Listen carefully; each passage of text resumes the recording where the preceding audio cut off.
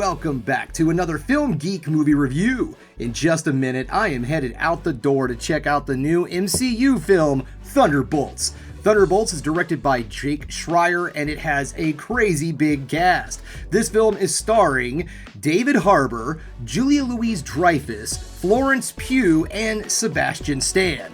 This film tells the story of Thunderbolts, the newest MCU superhero team. Okay, they're the anti-hero squad, or let's just call them Temu Avengers, maybe. This film is basically the villains of other movies that weren't necessarily that bad of a guy. They're not Thanos level. And so anyways, a big baddie shows up, and there's no Avengers around. So the government decides to throw together a team of their own, I guess you could call them villains, anti-heroes and all, to try to stop this new evil. And yes, if this sounds similar to the Suicide Squad, yeah, okay, you know what? When it comes to Marvel and DC Comics, it's almost like the chicken and the egg conversation. I'm not quite sure which one of these came first, but these two companies are well known for just going back and forth with their superheroes. Now, the actual plot of this film, Disney has been kind of keeping under wraps. When you watch the trailer, it's just your typical kind of superhero movie trailer. It's like, a bad guy shows up, and these guys are going to have to stop that bad guy. Check out the explosions, all the super special effects that you're gonna see, maybe a heartwarming moment and some jokes. And that's pretty much all you get from the trailer. So I'm gonna keep my description of this film a little bit more ambiguous myself. So you know what? It's enough of me sitting here jibber jabbering on. It is time for me to get out the door because I need to go see Thunderbolts.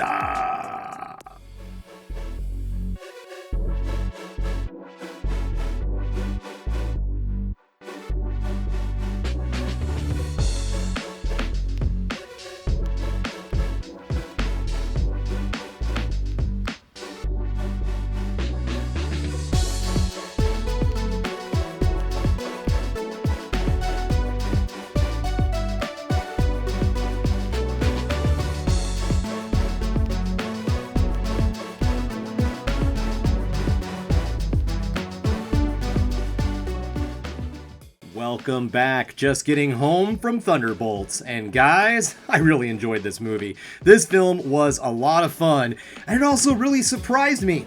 So let's get this started, shall we? We're going to get things started with negatives, then move into the positives to end the video on the ever so important high note.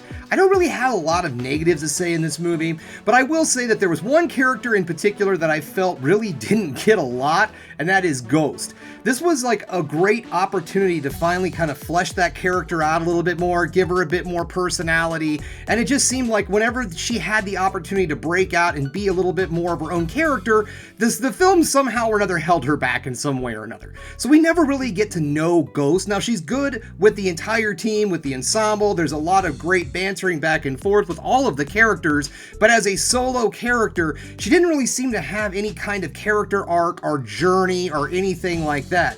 All of the other major players in this film have a pretty well fleshed out story and a little hero's journey, a little bit of redemption for some of our characters, but Ghost just seems to be like, I'm here and I'm having a good time, which is fine, but I just felt like the character was very underutilized. And to be perfectly honest, guys, that's really one of the only negative things I have to say about this movie.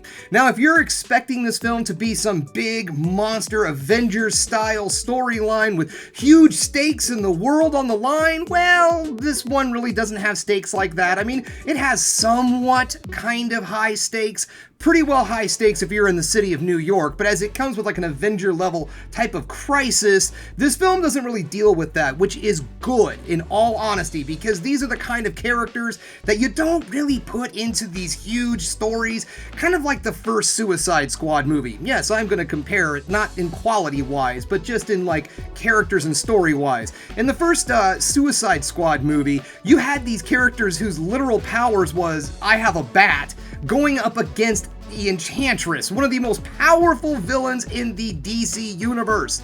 Now, the character, and I'm not going into much with the storyline and all, but let's just say that the villain in this story, it's not necessarily a huge villain. The story of this is not necessarily bad guy needs to be stopped. There's a lot more to it than that.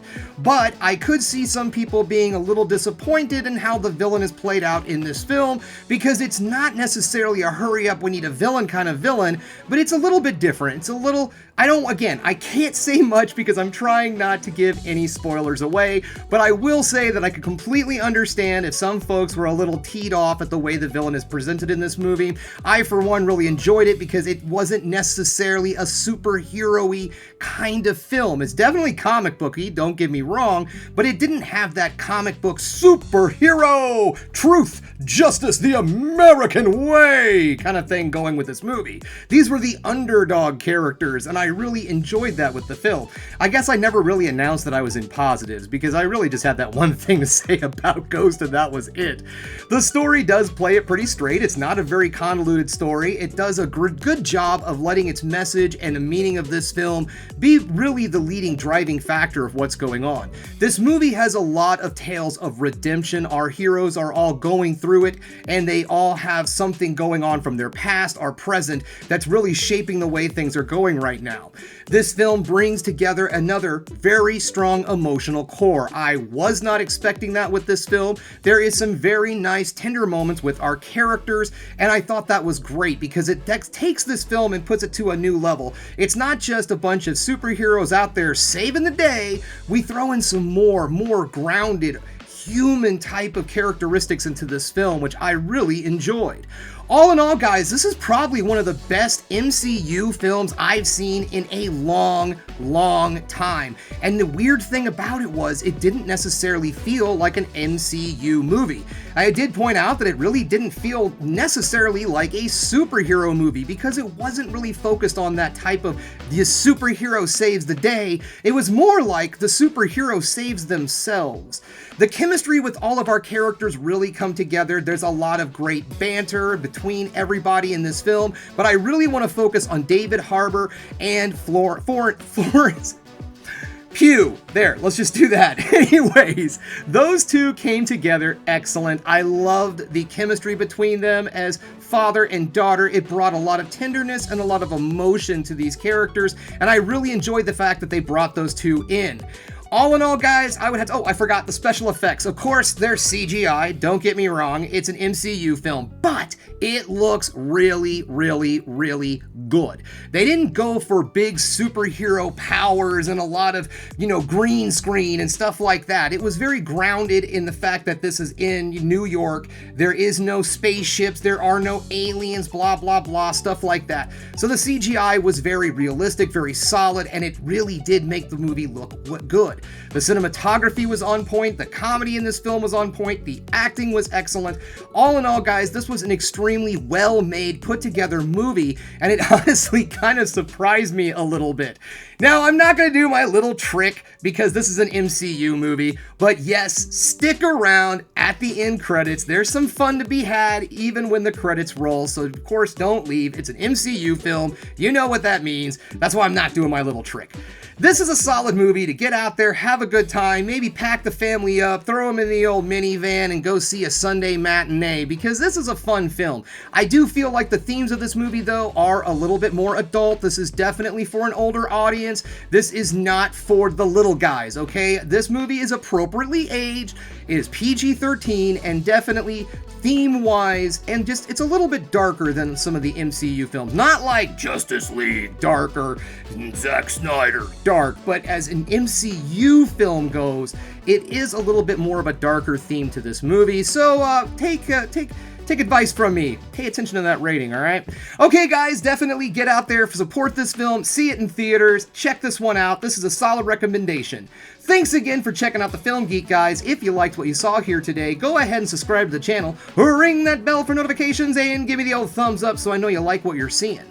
And if there's one more thing you can do, folks, that is keep watching movies. You know I'm gonna.